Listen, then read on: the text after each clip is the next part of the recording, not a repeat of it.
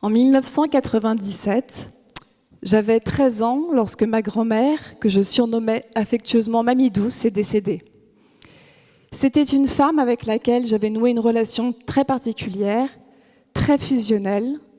Il faut dire qu'elle avait perdu à l'âge de 2 ans sa fille d'une leucémie très violente et qu'elle avait rejailli, en tout cas qu'elle avait mis sur moi beaucoup d'espoir et beaucoup d'amour. Alors ma grand-mère habitait dans les Pyrénées-Atlantiques. Donc avec mon père, nous sommes descendus pour l'enterrement. Et juste après la messe, une amie de ma grand-mère est venue vers moi avec 2 gros cahiers sous le bras. Et elle m'a dit « Georgia, ta grand-mère avait préparé ça pour toi, s'il lui arrivait quelque chose. Elle m'avait demandé de te les remettre. C'est chose faite. » J'avais 13 ans, j'étais complètement paumée. J'ai pris les 2 cahiers. J'ai continué la journée avec mon père. Et le soir, nous sommes rentrés à l'hôtel où nous séjournions. Et toute seule dans ma chambre d'hôtel, bien sûr, qu'est-ce que j'ai fait? J'ai dégommé les cahiers de ma grand-mère. Dans ces cahiers, j'y ai appris des choses de l'ordre de l'anecdotique, et puis j'y ai appris le grand secret de ma grand-mère. Dans les anecdotes qui m'ont marquée, je rappelle que j'avais 13 ans, il y avait le fait que j'étais capricieuse, mal élevée, bourrigatée, que l'adolescence ne me réussissait pas physiquement. Mais, il y avait aussi ce gros secret qui était que ma grand-mère vivait depuis 10 ans une histoire d'amour intense avec son médecin de famille lui-même engagé. Cette révélation, je rappelle que j'étais une jeune femme en construction, toute seule loin de chez moi. Cette révélation a été un choc parce que pour moi, ma grand-mère de peau, c'est comme ça que je l'appelais, ma grand-mère de peau, c'était une femme veuve, triste, plan-plan, isolée et qui passait les 3/4 de sa journée en pyjama. Et là, j'ai découvert une femme sensuelle, sexuelle, qui sautait dans sa voiture avec ses copines faire 400 bornes pour aller acheter des sous-vêtements sexy. Et j'ai bloqué. Alors, depuis, ma famille m'a beaucoup taxée de curiosité maladive, mais je tiens à dire que cet épisode a mis en moi la conviction que les gens avaient une part d'ombre, pas forcément mauvaise, mais qui m'échappait, et que mon rôle à moi, c'était d'aller la chercher. Alors, j'ai pas complètement tort, parce qu'il y a une étude de la Columbia Business School qui montre qu'un individu a 13 grands secrets dans une vie, dont 5 qu'il ne partagera jamais avec personne. Et quand je dis personne, c'est personne. C'est même pas un meilleur ami, même pas un amoureux ou une amoureuse, même pas un parent proche. C'est 5 secrets avec lesquels on va passer l'arme à gauche. C'est énorme. C'est d'autant plus énorme qu'un secret, ça occupe beaucoup d'espace mental, que ça pèse très lourd, et que parfois, pas tout le temps, mais souvent même, ça pèse plus lourd que les conséquences que le secret aurait dans la réalité s'il était su. Dans le cas de ma grand-mère, par exemple, mon père et moi, je ne suis pas sûre qu'on aurait fait grand cas de cette histoire d'amour, mais pour elle, c'était indicible. Alors, cette part d'inconnu chez les gens, je la répète ici parce qu'elle est fondamentale. Vous n'êtes pas venu seul, probablement.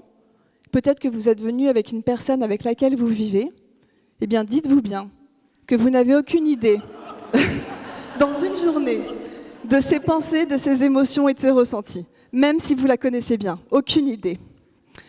Et ça, c'est très bon pour mon métier, parce que moi, je suis biographe. Alors, il y a plusieurs raisons pour commander une biographie, et ce n'est pas forcément du nombrilisme, contrairement à ce qu'on pourrait croire. Déjà, il y a le fait, comme ma grand-mère, de vouloir être compris. C'est important, c'est-à-dire de se dire qu'on va partir avec une part inconnue des autres, et qu'on a envie finalement que cette part aussi leur appartienne. Et puis, il y a aussi l'envie de transmettre une lutte familiale. Et ça, on le voit très bien dans les exils, les expatriations, les diasporas, les génocides, évidemment tous les survivants de la Shoah qui ont laissé des traces pour les générations futures. Et puis, il y a aussi le fait de vouloir exorciser un conflit, exorciser le passé, laisser enfin le passé là où il est, pour pouvoir profiter du présent. Bien sûr, ces motivations ne sont pas exclusives. Et puis, mon beau-frère m'avait dit « Mais non, tu oublies une 4e motivation ». Et celle-là, je la trouve géniale, en fait.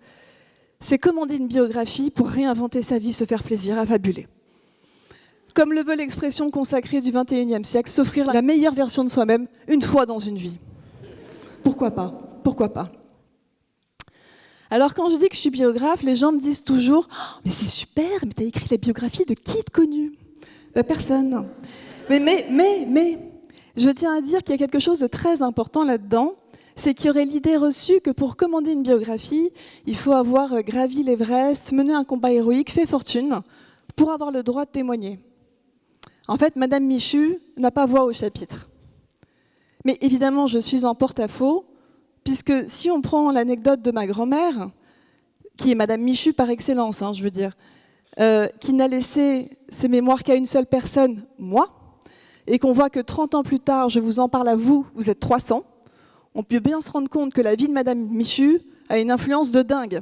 Et Madame Michu n'a eu qu'une petite fille, imaginez si elle en avait eu 14. Donc, tout ça a une importance, tout ça n'est pas neutre. Mais à la rigueur, là, ce que je dis, c'est...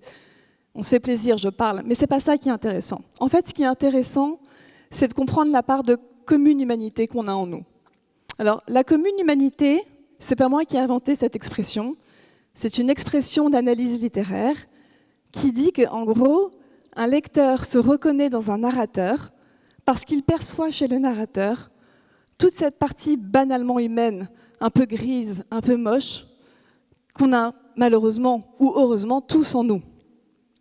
Je vais vous donner un exemple, ça va être beaucoup plus clair. On va prendre l'exemple de Madame Bovary. Je ne vais pas raconter en entier l'histoire de Madame Bovary parce que si vous ne l'avez pas lu, il faut le lire. Alors Emma, c'est une jeune fille qui se dit que sa vie va être vraiment trépidante le jour où elle va se marier. Alors elle épouse Charles Bovary. Et puis Emma, elle se dit que sa vie va vraiment devenir trépidante le jour où le couple va quitter la campagne de Rouen pour Rouen. Alors ils vont à Rouen. Et puis Emma se dit que sa vie serait vraiment trépidante si peut-être elle vivait une histoire d'amour passionnel. Alors, et puis je vous laisse lire le bouquin. On accorde souvent à Flaubert cette citation apocryphe, « Emma, c'est moi ». Mais c'est très bien ça, parce que, en fait, Emma, c'est nous. C'est ce côté commun, humain, la commune humanité, que nous avons tous, cette incapacité souvent à se satisfaire de ce que nous avons, pas tout le temps, mais souvent, et de se dire que peut-être notre vie serait mieux si on faisait un pas à gauche, un pas à droite, enfin que l'herbe est plus verte dans le champ du voisin. Et c'est pour ça que Madame Bovary s'est vendue à des millions d'exemplaires, et pourtant l'histoire de Madame Bovary, je peux vous assurer qu'il n'y a rien de plus banal. Et donc ce qui fait une bonne biographie, en fait, c'est la capacité du narrateur, avec l'aide du biographe, à transmettre cette commune humanité. La biographie, c'est vraiment un double cadeau. C'est un énorme cadeau pour le narrateur qui la commande, parce qu'il va pouvoir enfin aller au bout de son argumentation et de sa phrase. Qui n'a pas vécu un repas de famille, et je suis sérieuse, je pense que nous l'avons tous vécu, où quelqu'un raconte une anecdote et se fait couper la parole. « Mais maman, tu me l'as déjà raconté 15 fois. Je sais, t'as souffert. » Mais en fait, c'est horrible parce que peut-être qu'à ce moment-là, maman allait le raconter avec plus de joie ou plus de tristesse ou une nuance qui m'avait échappé. Mais comme je suis convaincue de la connaître par cœur, j'arrive plus vraiment à entendre ce qu'elle a à me dire. Et pour une fois, là, le narrateur peut se faire plaisir. Personne ne va lui couper la parole. Et puis pour le lecteur, et ça c'est vraiment, vraiment chouette, avoir accès à cette part de commune humanité, ça nous offre à nouveau la possibilité de choisir d'aimer la personne malgré, en dépit ou avec cette part de commune humanité. On refait le choix d'aimer. Ça a complètement changé l'image de ma grand-mère et je continue de l'aimer. Finalement, je n'ai qu'un regret, c'est qu'on n'ait pas pu échanger sur son livre de son vivant. Alors je vais clôturer en reprenant les mots d'un autre, parce que c'est mon métier de reprendre les mots des autres en fait. Je vais citer Roland Barthes, parce qu'en plus ça en jette, Roland Barthes. Je vais dire cette phrase que Roland Barthes avait écrite. Il avait dit « Si j'étais écrivain et mort, comme j'aimerais que ma vie se réduisît par les soins d'un biographe amical et désinvolte, à quelques détails, à quelques goûts, à quelques inflexions. » Je vous remercie.